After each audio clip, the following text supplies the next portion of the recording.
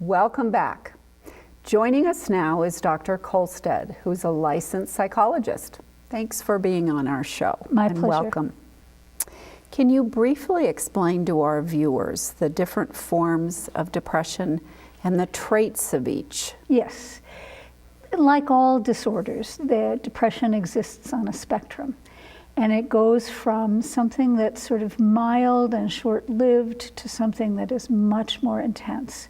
So I'll start with the milder form, adjustment disorder with depression.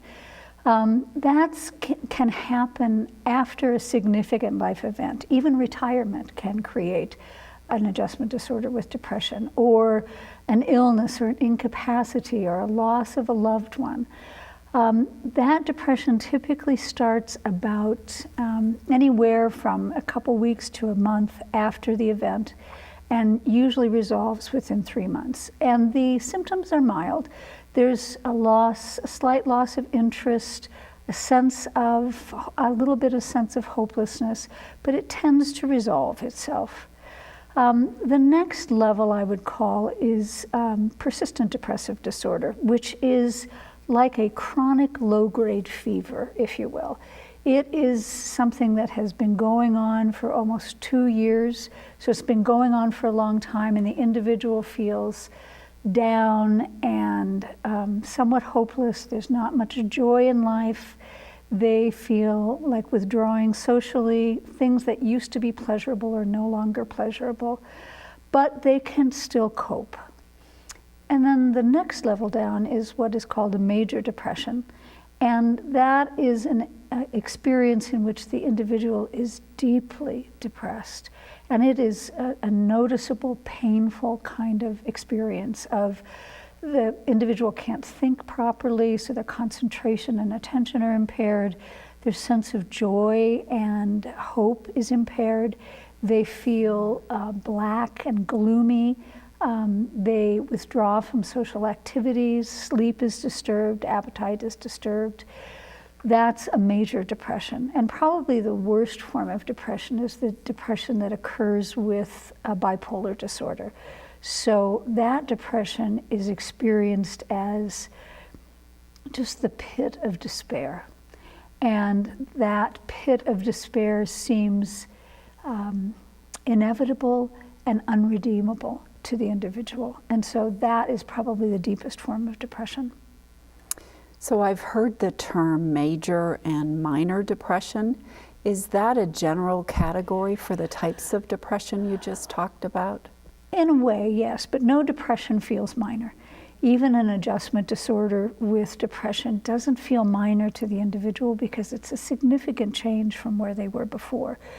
It can often be experienced as physical symptoms, so they just feel tired and as if they can't sort of participate in life, but it doesn't feel minor. But depression does exist on a spectrum, as I mentioned.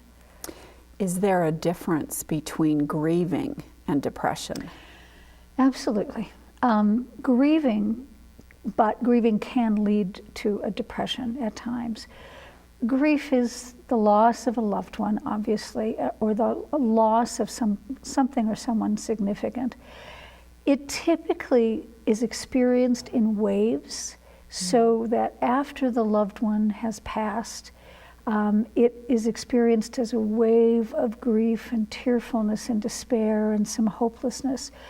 But it often then is intermittent with periods in which the individual can come back into life.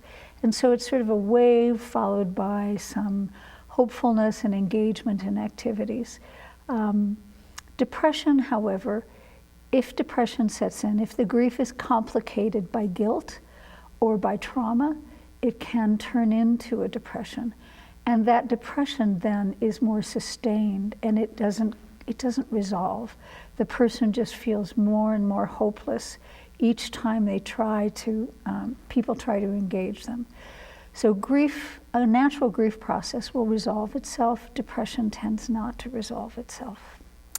How long does the typical grieving process take? It depends upon the person and the circumstances, but typically that intense wave of grief happens for about a year and can often get worse around significant events like anniversaries or holidays or special times with the person who's in bereavement.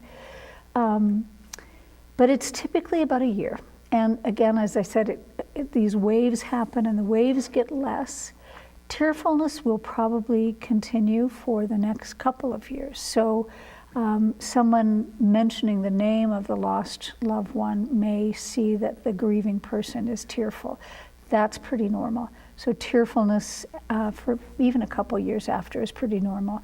But generally, the individual regains some sense of hope and joy in the present life. If I had a friend who lost someone and is grieving, and their grief is pretty significant and has lasted longer than a year, what could I do to help? If their grief has lasted longer than a year, then I would say that it's fairly complicated grief and maybe turning into depression. One of the ways that you can help your friend, first of all, in dealing with the grief, is mention the name of the loved one. Mention that person's name, because the grieving person often just wants to hear that somebody remembers that individual. So mention the person's name. See if that person can experience some joy in life. And if you find that they cannot, then it's time to help that person get some help. So you need to talk to your friend, and you need to make sure that you can see if it's turning into a depression. Okay. Well, stay tuned to learn more about depression, its treatment options, and what insurance may cover. We'll be right back.